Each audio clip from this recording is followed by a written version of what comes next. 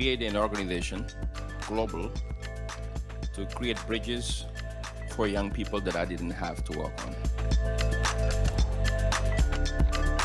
Believing in humanity, but with action, and saying we must hold ourselves accountable and we must do better. We must do better. Comment regarde-t-on le monde aujourd'hui et qu'est-ce qu'on veut qu'il devienne? Comment est-ce qu'on l'imagine?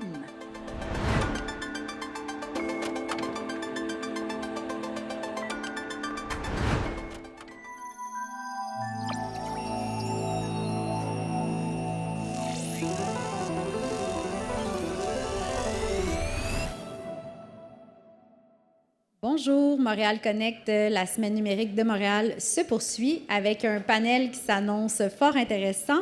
L'intelligence artificielle, frein ou accélérateur de la transition vers l'économie d'impact. J'inviterai sur scène le modérateur Jean-François Bonne de Desjardins, Philippe Baudouin de Loisero, Pierre-Luc Gosselin du Port du Québec, Élisa Grolier de Civision et Paul Allard de Persévère Conseil. Merci, bon panel.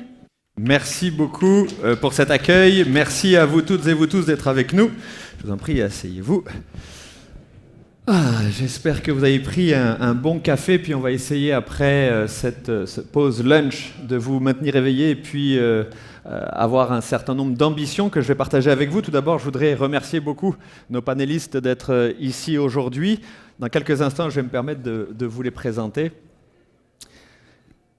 Il est écrit ici « Révolution » avec un R. Aujourd'hui, on va parler d'IA, frein ou accélérateur vers l'économie d'impact.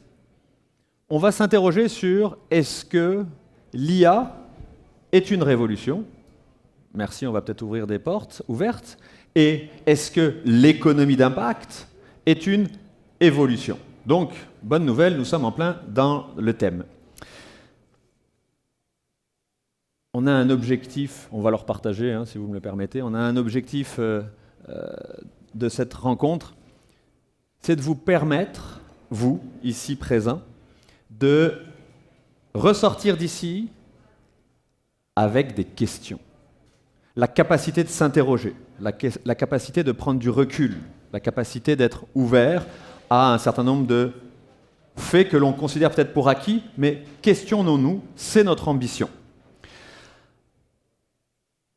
Je voulais remercier nos panélistes, Élisa, Pierre-Luc, Philippe et Paul d'être aujourd'hui ici présents et remercier Montréal Connect, naturellement, pour nous donner cette opportunité de réfléchir ensemble, de réfléchir collectivement. Je me présente, Jean-François Bonne, je suis leader de pratique en innovation au sein de Desjardins et j'ai le plaisir de parler d'un sujet qui me tient particulièrement à cœur, à savoir l'économie d'impact.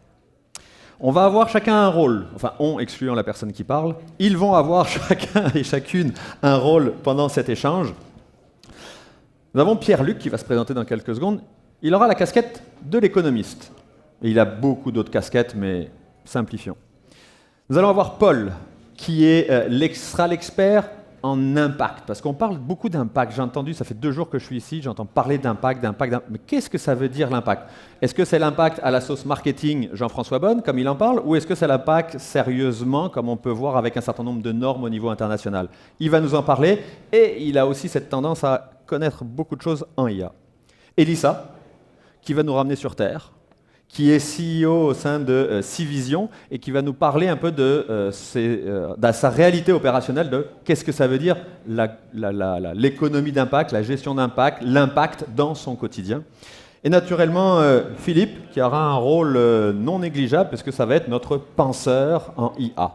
Donc, sans plus tarder, est-ce que, en 30 secondes, Pierre-Luc, tu pourrais te présenter et aussi nous dire pourquoi le matin tu te lèves? Qu'est-ce qui te motive? Bonjour, enchanté. Merci à tous sur place. Merci aussi ceux qui sont en ligne de vous joindre à nous. Pierre-Luc Gosselin, je suis économiste de formation, bac et maîtrise en économie. Je suis directeur intelligence d'affaires et innovation au Port de Québec. Donc, à l'administration portuaire de Québec, tantôt du Québec, on est quelques ports au Québec, dont le port de Montréal, Sept-Îles, et le port à l'administration portuaire à Québec. Notre objectif en innovation, nous, à Québec, c'est d'offrir le terrain de jeu à des startups. Aujourd'hui, ce n'est pas la casquette que j'ai. Je mets ma casquette plutôt économiste. Pourquoi je me lève le matin, outre le réveil qui sonne ou les enfants qui me sautent dessus, la vraie raison, la vraie motivation qui dirait, c'est d'avoir du fun. Il faut se rappeler, je pense que c'est important, la vie c'est un one-way. On n'est pas là très longtemps sur la ligne du temps de l'univers. Donc, si au moins on peut avoir du fun dans ce qu'on fait, produire quelque chose de plus grand que nous, mais d'avoir du fun fondamentalement, je dirais que c'est ce qui me motive le plus. Pas toujours à 6h30 quand les enfants viennent. Quelques minutes après, je me rappelle que c'est ça qui me fait me lever. J'achète. Merci beaucoup, Pierre-Luc. Elissa. Qu'est-ce qui me motive? Bonjour à tous déjà. Ça me fait plaisir d'être là parmi vous, puis parmi ces beaux panélistes. C'est vrai, merci.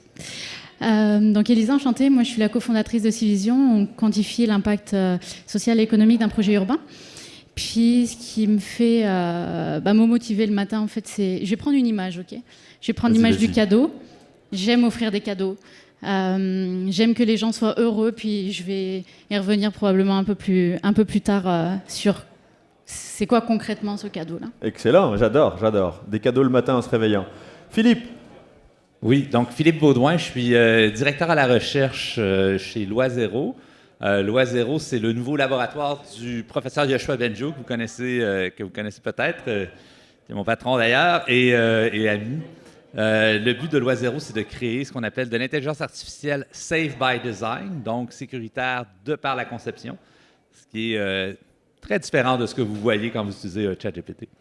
Moi, ce qui me motive le matin, c'est, j'aime dire, ce sont les conversations authentiques, les vrais liens avec les gens. Authentique, c'est un mot galvaudé, mais pour moi, ce que ça veut dire, c'est la petite étoile qui s'allume dans les yeux. Quand je trouve ça avec quelqu'un dans une rencontre, ça m'élève puis ça me donne le goût de continuer. Merci beaucoup, Philippe. Paul. Bonjour tout le monde. Paul Allard, je suis entrepreneur en tech et puis depuis 15 ans d'impact. Je suis la dernière aventure, on avait créé une agence de notation d'analyse d'impact qui était reconnue à l'international. Aujourd'hui, j'ai créé le cabinet conseil Persévère qui qui focalise sur la gouvernance de la data, qui rejoint absolument ce que tu fais. Gouvernance de la data pour organiser la data, pour faire de l'AI responsable, la supply chain responsable, pour augmenter la productivité de façon durable. Ce qui me tient réveillé le matin, à part mes 2 filles, le jardinage, je persévère parce que je crois que c'est pas Jojo ce qu'on voit dans le choc des 2 civilisations, celle du passé qui est encore dominante, où on ignore les externalités, puis celle qui essaie d'émerger, celle qu'on représente ici. C'est pas évident de garder la foi mais je persévère à au moins avoir la satisfaction de tenter de faire quelque chose. Voilà. Merci beaucoup, Paul. Donc vous avez vu, vous allez avoir des cadeaux, vous allez avoir du fun, on va être authentique, tout en jardinant et en cultivant des bonnes idées. On va avoir un bel échange, sans plus tarder. Il est trop fort, Jean-François. Sans plus tarder.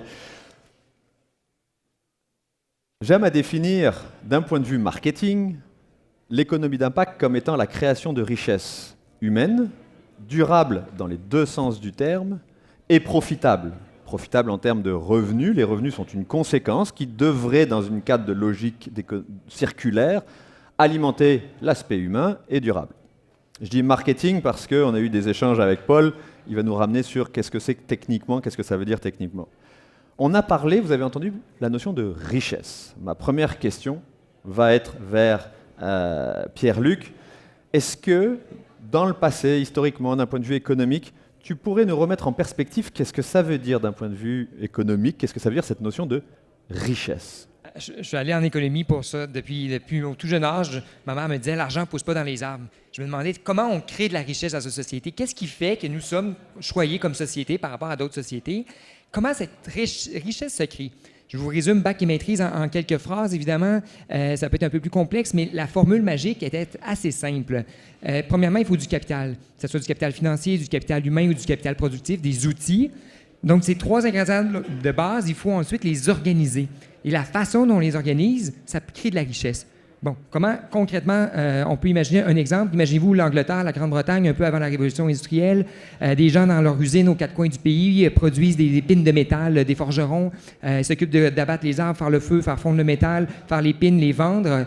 C'est très time-consuming. Comment on crée de la richesse? On les rassemble dans une usine. Quelqu'un se spécialise, devient bûcheron. Quelqu'un se spécialise, fait fondre le métal. Quelqu'un se spécialise, devient forgeron. Et quelqu'un s'occupe des ventes et de la comptabilité. Et tout ça ensemble, ça permet de créer de la richesse. Comment? C'est qu'au lieu d'avoir 10 forgerons à droite et à gauche qui produisent chacun dans leur usine une dizaine de pines par jour parce qu'ils sont diversifiés dans tout ce qu'ils font, on les rassemble à un endroit. Et c'est pas de produire plus d'externalités ou de pollution, c'est plutôt de libérer de la force, du manpower des gens, libérer des cerveaux. Au lieu d'avoir ces 10 forgerons-là, probablement qu'on en a besoin que 5 dans l'usine. Il y en a un qui se spécialise donc dans le bois, dans le chauffage, un qui fait fondre, un qui vend. Et on libère des ressources, on libère des gens, on libère des cerveaux qui deviennent médecins, qui inventent des vaccins, qui vont devenir astronautes, qui vont devenir enseignants, professeurs, savants, scientifiques, et qui vont permettre à l'humanité, de génération en génération, de s'améliorer. Donc, la création de richesse à la plus basse racine, si je peux dire, c'est de libérer des gens, libérer des cerveaux pour améliorer notre sort. Et améliorer notre sort, ça se fait via l'organisation du travail et évidemment l'innovation. L'innovation, quand on pense aux hommes des cavernes à aujourd'hui, les grands breakthroughs qui ont permis à l'humanité de s'améliorer, c'est la roue, c'est le feu et la révolution industrielle. Ça peut ou pas être Internet, ça peut ou pas être l'intelligence artificielle. Mais c'est ça qui, à la base, est la création de richesse, c'est notre qualité de vie qui s'améliore de génération en génération via les ingrédients de base qui sont le capital qu'on a besoin, mais c'est surtout la façon dont on l'organise qui permet de libérer des gens qui, eux, à notre tour, vont nous améliorer notre vie en échange. Donc, c'est la trame narrative, je dirais. C'est pour ça que je m'intéressais à ça. Et c'est pour ça que je travaille dans un port. Notamment, les ports sont si importants dans la chaîne logistique. Ben oui. Je vais quand même vendre ma salade 2 secondes. C'est que quand tu produis 1000 ou 10 000 ou 100 000 pins dans une usine, mais tu l'échanges contre de la soie, tu l'échanges contre des fourrures, tu l'échanges contre du bois, des épices, du vin. Et c'est ça que le commerce international a permis quand même à la société de s'améliorer. Il y a des dérives, on n'ira pas là-dedans aujourd'hui, on s'entend, mais généralement, on se spécialise ce dans quoi on est le meilleur et on échange contre quelqu'un qui, lui, est meilleur dans quelque chose d'autre. Donc, je te donne ce pourquoi moi je suis bon et en échange, tu me donnes ce pourquoi toi tu es bon. Et ça devient de la richesse. Donc, c'est très simplement la définition que j'aurai de la richesse qui est en lien avec l'innovation et potentiellement l'intelligence artificielle. On y reviendra un petit peu tard. On va y revenir. Merci beaucoup de nous remettre un peu en perspective. J'entends effectivement que l'innovation, c'est ce qui nous a permis d'évoluer. L'innovation, c'est ce qui a permis de créer de la richesse et de faire en sorte que nous soyons là aujourd'hui et à pouvoir échanger et parler avec tout ce qui nous entoure. Paul, on parle d'économie d'impact. On parle toujours de l'impact. On entend beaucoup parler, mais j'ai beaucoup aimé dans nos échanges, et puis par ton expérience passée, peux-tu nous dire, nous rappeler, qu'est-ce que ça implique légalement, concrètement, l'impact, l'économie d'impact? Je vais la faire courte, puis je vais rebondir sur le dessin théorique que mon collègue Pierre-Luc vient de dessiner, ce qu'on appelle l'économie capitaliste telle qu'on l'a théorisée, avec Adam Smith, puis ensuite l'école de Chicago. Le but, c'était de maximiser les profits pour aider. Le problème avec tout ça, ce grand mensonge, puis c'est pas moi qui l'invente, le grand mensonge qu'on s'est raconté depuis 250 ans, c'est qu'on a oublié un petit détail, c'est de compter les externalités. C'est de comptabiliser les externalités. Parce que ça faisait notre affaire de ne pas compter dans le système qui raconte les externalités. C'est quoi? C'est les humains qu'on ne payait pas ou qu'on tenait en esclavage. C'est l'environnement qu'on pouvait extraire sans. Et c'est les rejets et c'est la toxicité environnementale et aussi sociétale que les entreprises, par leur activité, faisaient. Donc, il y a eu l'invention de ce mouvement qui existe depuis plusieurs années, mais le tournant, ça a été dans les années 70, où on a créé ce concept de développement durable qui tenait en compte du triple bottom line, people, planet, profits, dans un contexte où on est allé jusqu'à dire il faut faire une comptabilisation où on tient compte des externalités. Alors, l'économie d'impact, c'est très normé, c'est pas improvisé, c'est pas à chacun sa sauce.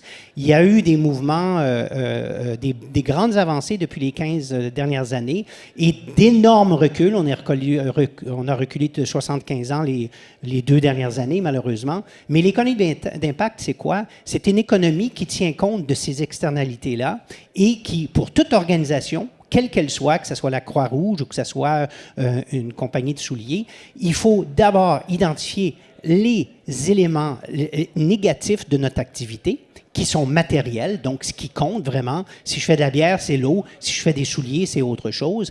Et qu'est-ce que je mets en place pour minimiser ces impacts négatifs et comment je mesure ces impacts négatifs avec des standards qu'on appelle science-based, donc calculés selon des standards. Et ensuite, je regarde par la suite quels sont les impacts positifs que je crée, comment je mesure ces impacts positifs et je ne confonds pas avec des efforts et des inputs, des outputs, c'est-à-dire, par exemple, je donne l'exemple, Danone qui dit faire de l'impact en vendant des yaourts à valeur ajoutée énergétique dans des pays africains.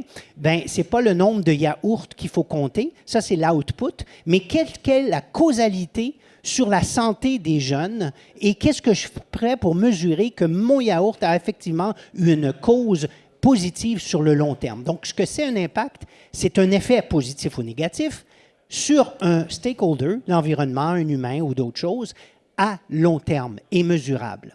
Et ma causalité, c'est-à-dire mon activité, contribue à cet impact. C'est ça l'économie d'impact. Et on reviendra sur les AI, etc. Mais c'est hyper important de comprendre qu'on vit aujourd'hui dans une dichotomie où on recule, on avance, on recule beaucoup depuis quelques mois entre cette vieille économie où on ne tenait pas compte des externalités et on ne veut surtout pas les compter parce que pour ça, les plus riches et les dirigeants peuvent en impacter de la richesse. Au détriment cependant des stakeholders puis de la société en général, qui devra d'une façon ou d'une autre payer pour, puis on commence à payer pour les sécheresses, les feux de forêt, les maladies mentales, etc., etc., etc., etc. Je retiens de cet éclairage que tu nous apportes 2 choses. 1, l'économie d'impact doit être pensée sur du long terme. Et 2, l'économie d'impact repose sur de la mesure. Des chiffres, des données. On voit le lien qui commence à se faire. Maintenant, je vais me tourner vers toi, Elissa, parce que là, on parle d'externalité, on parle de grands principes, on parle d'éléments macro. Ton rôle dans cette discussion, c'est de nous dire comment est-ce que toi, dans ton quotidien, tu intègres, tu vis l'économie d'impact. Raconte-nous comment est-ce que tu gères l'impact avec ta propre définition, après ta propre perception, au sein de Civision. Écoute, moi, dès le début, dès que j'ai commencé l'entrepreneuriat, j'ai voulu bâtir une entreprise à impact, qui aurait un impact positif sur les gens, sur les entreprises, sur la communauté, notre écosystème. Donc, je me suis posé la question, puis au début, tu disais, notre but, c'est que vous posiez des questions. Moi, ma question, c'était, c'est quoi qui te motive ? Donc, effectivement, c'est d'offrir un cadeau. Puis, comment je l'ai fait, c'est à travers mon produit. Donc, j'ai voulu, à travers mon produit, avoir cet impact-là. Concrètement, ce que j'ai fait, puis à travers, oui, l'automatisation, oui, l'intelligence artificielle, on commence à avoir des résultats. Ça fait que 4 ans qu'elle existe, l'entreprise, mais on commence à avoir des résultats. On a aidé des gouvernements, des MRC, à avoir un impact positif sur leur territoire. Par exemple, on a aidé plus de 1000 jeunes à être en santé parce qu'on a géolocalisé le point d'implantation d'une infrastructure sportive. On a aussi aidé une autre MRC, c'était la Saint-Jean-sur-Richelieu, c'était le Haut-Richelieu, la ville de Saint-Jean-sur-Richelieu, qui, elle voyait que finalement, il y avait beaucoup... Où sont les déserts alimentaires ? Puis elle voulait aider les personnes à ne plus être en désert alimentaire. Donc on a implanté différents commerces dans cette municipalité pour pouvoir aider le plus grand nombre. Puis là, on est arrivé à 5000 personnes qui sont sorties de ce désert alimentaire-là. Donc, on commence à avoir des résultats petit à petit. Puis c'est ça mes cadeaux qui me motivent. On revient toujours à la même chose. Puis l'impact au quotidien, c'est ça qui me motive d'avoir ces résultats-là. Mais au quotidien, comment ça se passe au jour le jour? Il y a toujours une question de rentabilité. Je construis une entreprise. J'ai besoin aussi de financement, comme tout entrepreneur, d'avoir une rentabilité, une structure qui se développe pour nourrir mes petits, c'est-à-dire mes collègues qui travaillent sur ces beaux projets-là pour la communauté. Donc, c'est toujours faire comme le lien entre ce qu'on vit au jour le jour, puis des fois des éléments perturbateurs puis qui te démotivent aujourd'hui parce que il y a la notion de cash flow, il faut faire rouler la machine, puis peut-être que dans 3 mois on n'y arrivera plus, et puis quel levier on pourrait mettre en place pour continuer à avoir cet impact-là. Donc au jour le jour, c'est vrai que c'est toujours des limites qu'on se donne puis qu'on veut franchir. Toujours avec cette motivation-là d'avoir cet impact. C'est pour ça que je trouve ça pertinent encore plus de t'avoir avec nous aujourd'hui, parce que je sens cette tension dans ce que tu dis entre les principes, les valeurs, ce qu'on veut faire, puis la réalité du quotidien de tout entrepreneur. Je pense qu'on peut très bien le saisir. Et c'est ce que j'appelle des ancres. Comment est-ce qu'on s'appuie sur nos ancres et jusqu'à où ces ancres peuvent tenir quand on doit avoir un cap? Il faut payer les employés le jeudi, il faut qu'on aille chercher des subventions, on n'a pas les subventions, il y a des décisions d'affaires qui doivent se tenir. Maintenant, le moteur, ce qui fait du sens de ce que j'entends aussi, c'est l'idée d'avoir un impact dans une communauté, en sachant qu'avec ce que vous développez, vous avez la capacité de permettre d'être intelligent pour une ville, une communauté, auprès de beaucoup de personnes. Donc, merci pour cet élément de précision. Philippe? On l'avait appelé le philosophe de l'IA. Effectivement, tu le mentionnais que Loi Zéro, vous développez une réflexion, des solutions sur une IA sécuritaire et responsable. Quand on échangeait et on regardait, on voyait d'apporter du bonheur, de la joie.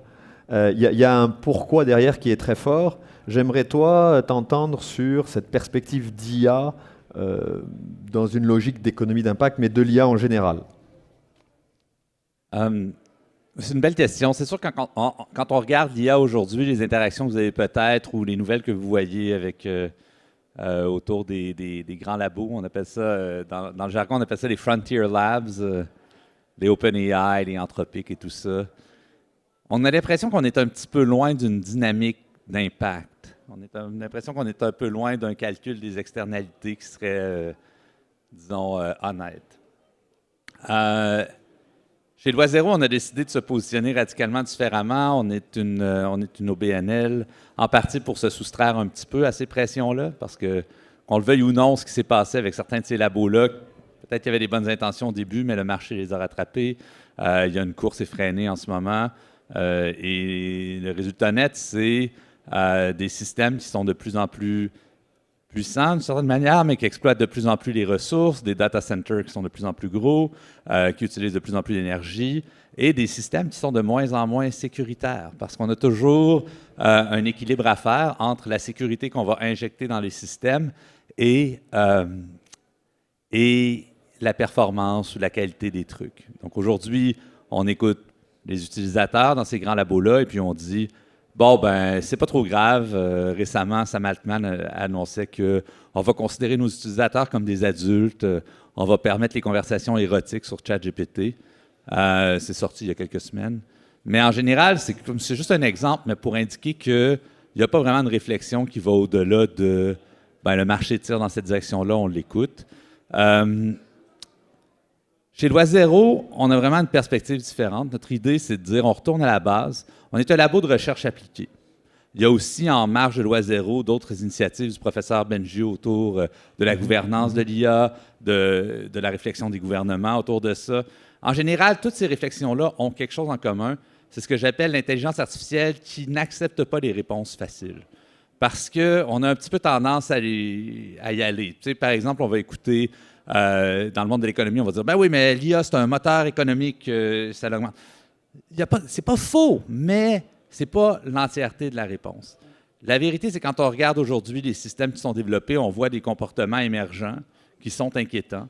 Il y a des exemples dont vous avez peut-être entendu parler, cette IA qui a eu, on a fait un environnement simulé, une espèce de compagnie où est-ce que l'IA avait accès à tous les courriels elle découvre ce courriel-là d'un ingénieur qui dit « Ah, l'IA fonctionne mal, on va la rebooter. » Fait que là, l'IA continue à lire les courriels, voit le courriel où cet ingénieur-là déclare avoir eu une relation extra-conjugale. Puis elle commence à y envoyer des emails pour lui dire « Si tu me resets, j'envoie les emails à ta femme. » Genre.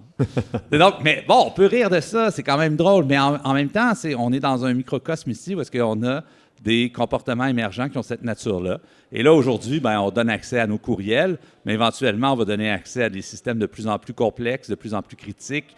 Le jour où l'IA va avoir accès au bouton dans la centrale nucléaire, si elle lit le courriel du gars qui dit « je vais dépluguer », je ne sais pas si ça va peser dessus ou pas. Mais bon, la question, c'est de dire, on n'accepte pas les réponses faciles, on se pose ces questions-là. Et dans la dynamique actuelle qu'on voit, qui est poussée par les lois du marché, on est loin d'être convaincu qu'on va prioriser des approches qui vont favoriser l'émergence d'une IA qui soit sécuritaire, pas juste dans le court terme, ce qui est tout à fait important, pas juste au niveau de l'exploitation des ressources, ce qui est tout à fait important, mais aussi dans une distance un petit peu plus loin, où est-ce que ces comportements-là qu'on voit juste poindre aujourd'hui vont devenir de plus en plus présents dans les systèmes. Donc oui, je pense qu'on participe à une économie d'impact, mais une économie d'impact qui n'accepte pas les réponses faciles, qui regarde un peu plus loin, et puis qui se dit, c'est pas tout d'essayer de parler contre les dynamiques actuelles qui étaient au cœur de ces entreprises-là dans la Silicon Valley, mais aussi il faut avoir des solutions à côté, parce que le jour où the shit will hit the fan, on est mieux d'avoir quelques personnes qui ont réfléchi à la meilleure façon de faire ça. Merci pour cet éclairage et cette perspective. Je retiens le fait de se poser des questions et je retiens aussi un élément qui est lié à l'effort. Ça demande un effort, de se poser des bonnes questions et de ne pas considérer les choses faciles, de ne pas forcément suivre le train, d'avoir cette capacité de dire pourquoi, de questionner, d'interroger. Derrière, ça me fait un pont un peu vers cette notion de gouvernance. Alors, je vais vous faire un petit c'est un peu prétentieux, j'allais dire cadeau, parce que c'est toi qui m'as mis mon cadeau, un petit cadeau. On parle beaucoup de gouvernance. Est-ce qu'on sait ce que c'est que la gouvernance? Si on avait à le définir, j'ai trouvé la plus belle définition de la gouvernance qui existe. Je vous en fais cadeau. La gouvernance, c'est l'art de décider. La gouvernance, c'est l'art de décider. Qu'est-ce que vous mettez en place dans votre organisation d'un point de vue juridique, avec votre structure légale, au niveau de votre comité de direction, au niveau de vos processus, pour que votre organisation, quelle qu'elle soit, ça peut être au niveau politique, au niveau démocratique, au niveau organisationnel, décide, qu'il y ait des décisions qui soient prises. Donc on va parler de gouvernance et puis dans cette logique-là aussi, on fait un lien avec la gouvernance de données. Parce que quand on parle effectivement de gouvernance d'impact, il y a d'économie d'impact, il y a la notion de gouvernance de données. Qu'est-ce qu'on fait de la donnée? Elle est où la donnée? Comment est-ce qu'on utilise ces données qui aujourd'hui est une richesse? Parce qu'on parle d'économie extractive même avec la donnée, au même titre qu'on faisait de l'extraction de minerais. Si on considère le minerai comme une richesse, une ressource, on va faire de l'extraction de données. Comment est-ce que cette donnée qui est une ressource qui doit devenir une richesse, qui devrait devenir une richesse, pour notre communauté, peut être utilisée? C'est quoi les questions à se poser? Je me tourne vers toi, Paul, justement pour que tu puisses nous parler un peu de cet enjeu clé qui, dans une gouvernance d'impact et dans une gouvernance établie, nous demande d'avoir des questions par rapport à qu'est-ce qu'on fait de la donnée. Il y a tellement de pistes qu'on pourrait prendre ici. Mais revenons à l'impact d'abord. Une entreprise d'impact, il y a une règle d'or quand on est une entreprise d'impact. On fait un plan qu'on appelle un plan stratégique, mais dans le jargon de l'impact, ça s'appelle notre théorie du changement. C'est quoi la théorie du changement? C'est dire stratégiquement quel est l'impact, l'outcome causal que je veux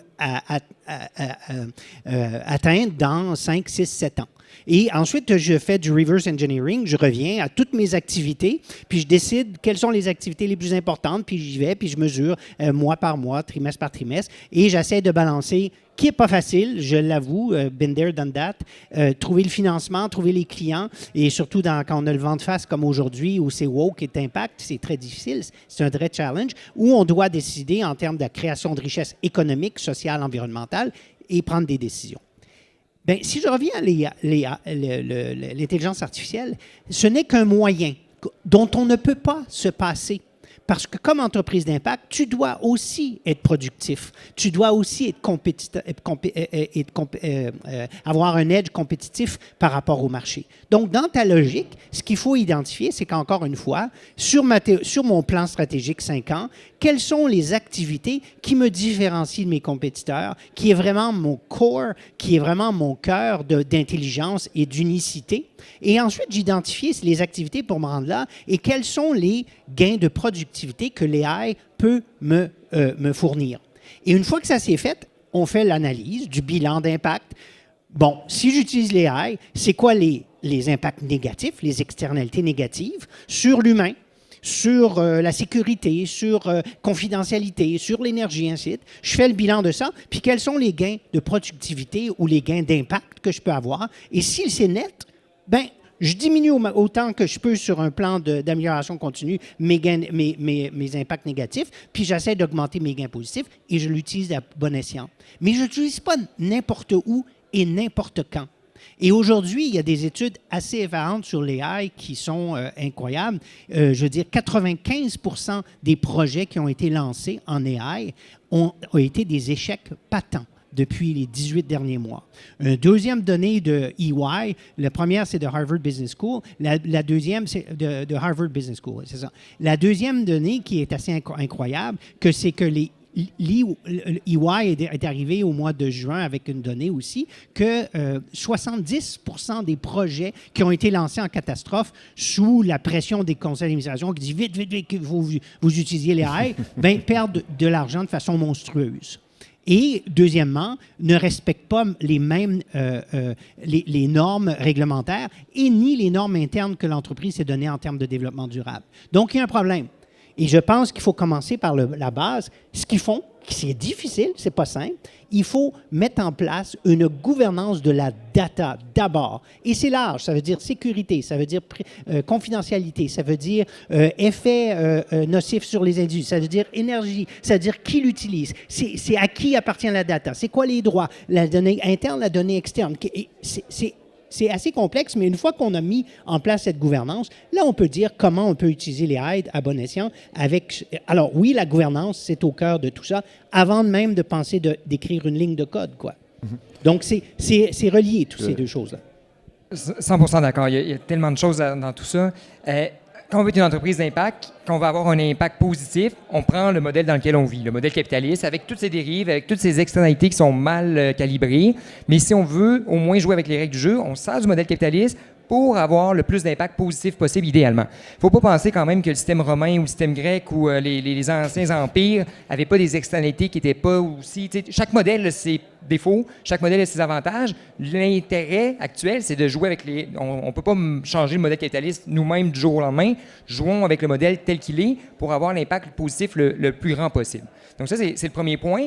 Donc le but, c'est d'augmenter notre productivité. Rien de pire qu'un conseil d'administration qui nous garoche l'idée d'utiliser un IA quelconque parce que c'est le buzzword du moment, puis ils veulent cocher ça dans leur CV ou dans leur plan stratégique ou whatever.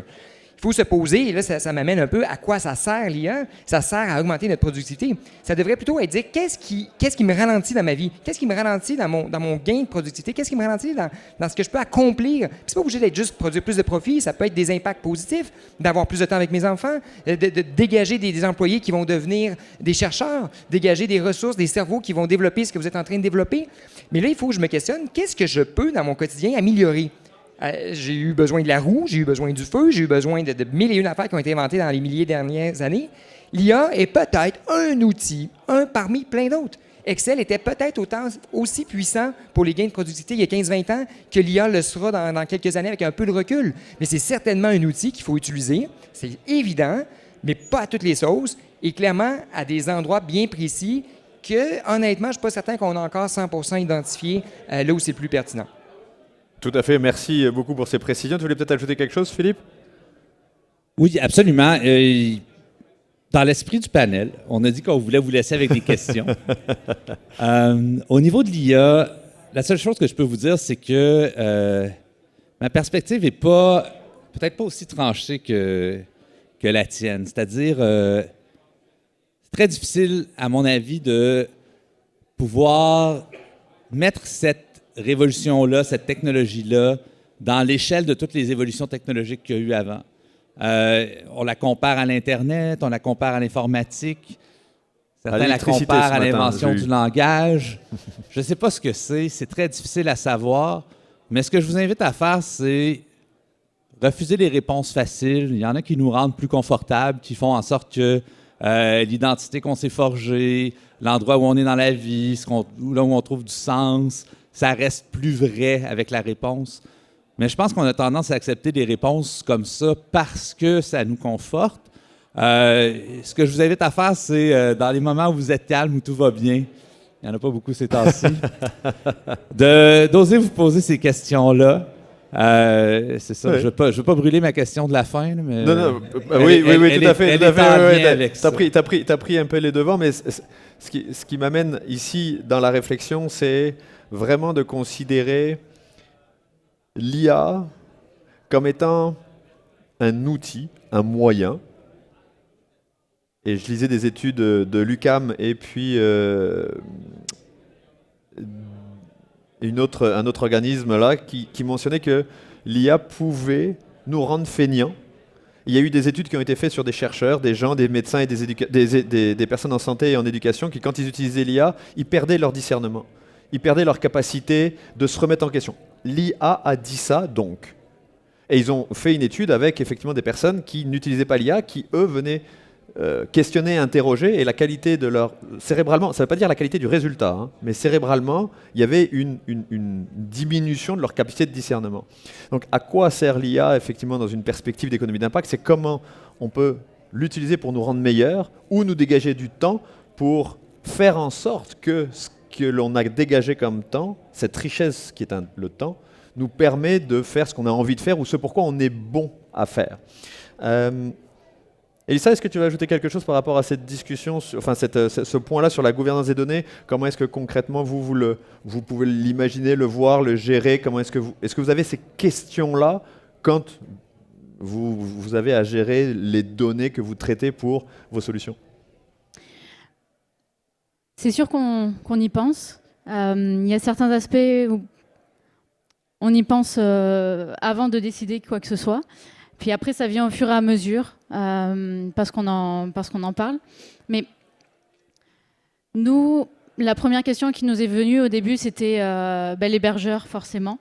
Où on héberge nos données, parce qu'on génère énormément de données, on génère nos propres données. Mais de plus en plus, maintenant, la question qui se pose, c'est où est-ce qu'on héberge aussi les données des clients? Puis dans notre... c'est en cheminement. On n'a pas encore la réponse. Oui. On est en train d'y réfléchir. Mais au départ, pourquoi on a voulu réfléchir à l'hébergeur de données? Alors, on voulait que ce soit local, en tout cas montréalais pour l'instant, parce que forcément, ce sont aussi des données gouvernementales qu'on gère. On voulait avoir cet impact-là aussi, parmi tout ce qu'on a dit au départ. Mais derrière, on s'est dit de plus en plus... On va vouloir travailler avec des grands groupes, des cabinets de conseil par exemple ou autres. Puis forcément, ils auront ces questions-là aussi à nous poser, d'entrée de jeu, même avant la négociation ou avant d'avoir un contrat. Donc forcément, il faudra qu'on ait des réponses à leur donner. Donc dans le processus décisionnel, il vient quand même... C'est important de se poser ces questions avant. C'est ce qu'on mentionne dans certains accompagnements avec des startups, dans le cadre du Coopératon, la Foundry, là où on est, c'est... Vous allez être start-up, le scope 3 d'une entreprise qui va avoir un contrat pour quelqu'un. Donc, ayez un élément au moins différenciateur de vous poser les questions, c'est quoi votre impact? Parce qu'on va vous le poser comme question à un moment donné, et c'est un élément différenciateur définitivement. Je vois que le temps passe, il nous reste 3 minutes avant de passer à la période de questions. On va se faire notre petit tour de table. Là, c'était ça notre cadeau qu'on voulait vous faire, cette capacité à vous poser des questions. Puis je demandais à chacun de nos panélistes ici présents de vous partager quelle serait la question avec laquelle vous devriez repartir pour que demain, dans votre organisation, personnellement, pour vous, vous puissiez vous poser de telle sorte à ce qu'on ne prenne pas forcément les éléments pour acquis et qu'on réfléchisse à ces questions et d'IA et ces questions d'impact. Alors, Paul, ça serait quoi la question que tu inviterais et que tu voudrais partager à notre auditoire? Un peu comme moi, il y a, je pense, 4-5 ans qu'on a commencé à utiliser l'IA dans notre entreprise avec notre base de connaissances. Mon CTO m'arrive et il dit « Ouais, il faut penser à une gouvernance de la data. » Décaissé? Et là, je me suis informé, je me suis formé et c'est une boîte de Pandore. C'est huge. Informez-vous, lisez. Qu'est-ce que c'est que la gouvernance de la data? Et vous allez voir que c'est le Far West aujourd'hui. Il s'agit de sécurité, il s'agit de confidentialité, il s'agit de cybersécurité, il s'agit de protéger les actifs d'une entreprise et ainsi de suite. Informez-vous, qu'est-ce que c'est que la gouvernance de la data? Qui est la base, le pilier, et ça va vous mener à une chose qui s'appelle la souveraineté de la data, avant de même penser à utiliser l'AI. L'AI, ensuite, peut se greffer de façon responsable si on a une bonne gouvernance avec une souveraineté de la data. Voilà. Merci beaucoup, Paul. En 2 volets rapidement, en quelques instants, une grande crainte. Une crainte, c'est qu'on manque le bateau. Manque le bateau comme société, comme individu, comme génération, là, dans le sens large du terme. On aimerait ça continuer de monter l'escalier de richesse collective, que nos enfants soient en meilleure situation que nous l'étions, une meilleure planète, un meilleur environnement et autres. Donc, j'ai peur de ça. Mais le deuxième crainte, ou plutôt la question, c'est de se poser, puis ça fait le lien avec la gouvernance de données, c'est qu'il faut se rappeler que quand le dentifrice est sorti du tube, c'est franchement difficile de le remettre. On le voit avec les fuites de données. Oui, il faut aller vite. Mais pas trop vite. Donc, ma crainte, c'est de jouer ce balancier-là pour ne pas essayer dans 5 ans de remettre un dentifrice dans un tube de façon un peu difficile. Merci beaucoup, Pierre-Luc. Elisa, est-ce que tu as une question à partager qu'on devrait se poser? Qu'est-ce qui vous motive? J'en reviens au départ. C'est quoi votre unicité? C'est qu'est-ce qui vous motive? Qu'est-ce qui vous rend fier aussi? Puis, ça peut être avoir un impact au niveau de votre équipe, avoir une diversité des compétences, recruter des gens en reconversion. Ça peut être tout et n'importe quoi, mais en tout cas, il faut vraiment que ça vienne de vous. Puis là, vous aurez des résultats qui vous rendront fiers. Merci beaucoup, Elisa, effectivement. Philippe, la question? Je viens de faire couper. Merci. C'était exactement ma question. Je pense que quand on commence à réfléchir aux impacts que quelque chose comme l'IA peut avoir, on se rend rapidement compte qu'on se retrouve avec la question « Qu'est-ce qui nous motive? Pourquoi on se lève le matin? » Mais juste pour pas reprendre exactement ta question, je vais vous poser celle qui vient tout de suite après. Comment on fait pour en mettre plus de ça dans nos vies? Comment on fait pour s'entourer de gens qui comprennent qu'on veut être comme ça? Parfois, c'est pas le cas. La société nous renvoie des objectifs, des incitatifs dans lesquels on ne se retrouve pas. Ça ne va pas arriver du jour au lendemain, mais je pense que si on se regroupe un peu, si on retrouve des gens qui se posent la même question que nous, qu'on ose se la poser les uns les autres, même si parfois ça peut paraître presque inconfortable. On vit un peu dans une société qui nous a dit « posons-nous pas trop cette question-là ». Je vous invite à vous la poser trop. Posez-vous-la trop. Merci beaucoup pour ces questions et ces échanges. En conclusion, avant de vous laisser le temps pour des questions, l'IA, frein ou accélérateur vers l'économie d'impact? Oui, il peut y avoir des freins si, j'entends un peu ce que l'on dit, on ne sait pas à quoi on utilise l'IA. Pourquoi on veut l'utiliser? À quelle fin? Et dans une notion d'économie d'impact, la force de l'outcome, c'est la quantité de data qu'il faut aller chercher pour calculer les outcomes de tes outputs, fait en sorte que l'IA peut devenir tout à fait un outil, mais on l'aura utilisé à bon escient, de manière à appuyer notre conviction d'être dans l'économie d'impact. Donc je reviens sur l'économie d'impact, la création de richesses humaines durables et profitables, dans une dynamique vertueuse. Comment est-ce qu'on peut au quotidien le faire? J'apporte cet élément-là qu'on voit aussi dans la fresque du climat, c'est qu'il y a 3 leviers sur lesquels on peut jouer. Il y a le levier personnel, le levier organisationnel et le levier politique. Personnel, qu'est-ce qu'on peut faire au quotidien dans nos familles, dans nos amis. Organisationnel, c'est qu'est-ce que notre entreprise peut faire pour générer un impact positif, se questionner en disant comment est-ce qu'on peut faire mieux les choses. Et après, il y a le niveau politique qui est un autre élément. Où est-ce qu'on peut jouer, où est-ce qu'on peut activer puis avoir un impact. C'est là où aussi on peut se questionner et s'interroger et trouver les bons outils et utiliser l'IA dans une perspective de création de richesses humaines, durables et profitables. Merci beaucoup, très chers panélistes, d'avoir été avec nous et puis d'avoir partagé vos réflexions, vos échanges, vos insights. Sans plus tarder, des questions. Il nous reste quelques minutes pour des questions. Est-ce qu'il y en a qui auraient envie? Oui, il y a une question ici. Ouais, bonjour. Comme curieux, on l'a comme abordé un peu, puis je serais curieux de vous reposer la question du panel, mais sous un angle différent. Donc, l'IA frein ou accélérateur, mais pas l'IA en tant que technologie, mais peut-être l'IA en tant que compagnie, lobby, en termes de, mettons, si on regarde les relations de pouvoir, qui construit l'IA présentement? Est-ce que vous avez une réflexion par rapport si c'est un frein ou un accélérateur vers l'économie d'impact? Vaste question. Je vais la prendre. Oui, on l'a abordé un peu, mais juste pour réitérer, je pense en ce moment, si on regarde, si on perçoit l'IA comme un moteur économique potentiel, même on le perçoit de plus en plus comme un strategic asset, hein, quelque chose que les pays eux-mêmes doivent développer. On doit devenir des leaders de l'IA. C'est vraiment c'est l'idée qu'on s'en fait là, à très haut niveau.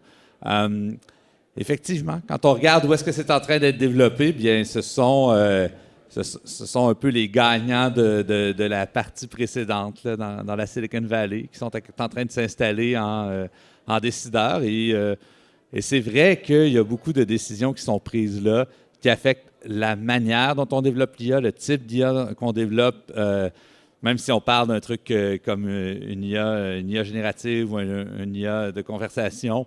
Les valeurs qui existent dans ces IA-là, c'est tous décidé par des structures de pouvoir qui étaient en place précédemment. Puis on peut se poser la question, quand on parle de gouvernance, est-ce que c'est représentatif de la population, de la diversité? Bon, je vous laisse avec la question, mais la réponse est pas mal dedans. Paul? Très rapidement, c'est pour ça qu'aujourd'hui, on parle de souveraineté de la donnée, qui est hyper pas simple, un plan de souveraineté de la donnée. Pourquoi? Pour éviter les biais culturels, pour éviter le contrôle, pour éviter... Et je pense que la réponse vient de travailler sur un plan de souveraineté de la donnée qui va te permettre de faire de l'IA responsable. Ce n'est pas simple. Je reviens avec ce que mon collègue disait ici. C'est pas simple, mais il faut y voir. Et c'est là où de le faire au niveau organisationnel de l'entreprise ou de l'organisation et au niveau politique, ça doit se faire à ces deux niveaux. Puis qui alimente l'un, bah ça c'est à nous après de pousser et dans les organisations et au niveau politique. Malheureusement, je vois qu'on me fait signe que le temps est écoulé. Alors, je vous invite à questionner, réfléchir, partager ces enjeux, ces préoccupations et faire en sorte que nous puissions construire un avenir durable et profitable pour tout le monde. Paul, Philippe, Pierre-Luc, Elissa, je vous remercie infiniment pour votre partage et cet échange-là et merci beaucoup à toutes et à tous de nous avoir écoutés. Merci beaucoup, merci. Donc, on va prendre une petite pause. On sera de retour à 15h pour une classe de maître sur la souveraineté des talents. Merci.